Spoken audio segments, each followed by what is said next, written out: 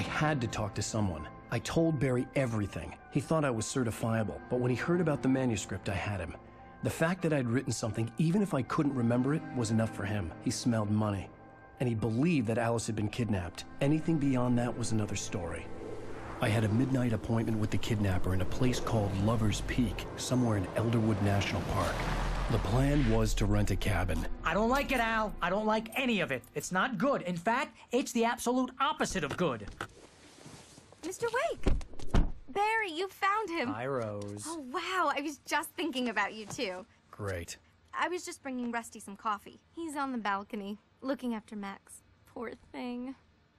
I really need to go. Great to see you again, Mr. Wake. Later! Who's Max? What an airhead. Jeez, Mr. Takes a Swing at everybody.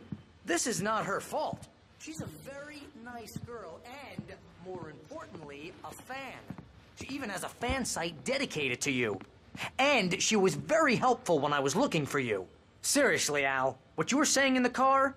Just listen to yourself. What, you shot a guy and his body just disappeared? When was the last time you slept? What, are you high? Have you been drinking?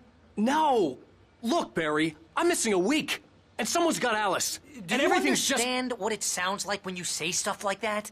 Don't get me wrong, it's a good story, could be a bestseller. But when you start confusing fiction with reality, you're buying yourself a ticket to the funny farm. All right, wait here.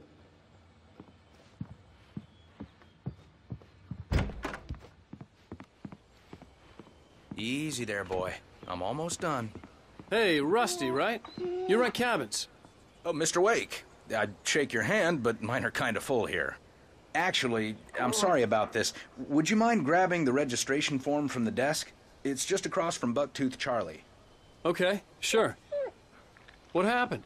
Crazy poachers. Max here got his foot caught in a trap. They're illegal to use here. Hell, you're not supposed to hunt within the park at all. But that doesn't stop some lowlifes. Hell, at least Max is gonna be okay. He got lucky. Max is still groggy from the shot I gave him, and I'd rather not leave him alone just yet. The form's on the desk. Al, you can't just go and meet a kidnapper. Those situations always end up in disaster. You gotta talk to the cops. She's my wife, and it's my call. Can we talk about this later? No, this whole thing, listen, you hit your head. I mean, geez, Al, come on. You gotta understand how crazy all this sounds.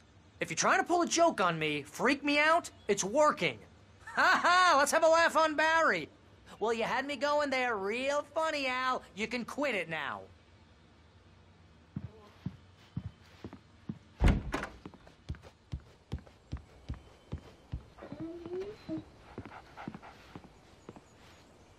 I think this is the form you wanted. And here are the keys. Okay, you're all set, Mr. Wake. Glad to have you staying here. Thanks. Can you tell me how to get to Lover's Peak? Oh, sure. It's at the end of the nature trail. Just follow the paths, you'll get to it eventually. It's an easy walk. Nice spot, too. If you have any trouble finding it, just keep your eyes on the radio mast. It's right below that. Oh, and hey, if you take a walk in the woods, watch your steps so you don't end up like Max. I guess I'm a little worried. We got a bunch of campers out there we haven't heard from. It's not like these people are on a schedule, but with the traps, well, you know. I just don't want any trouble. Right, thanks.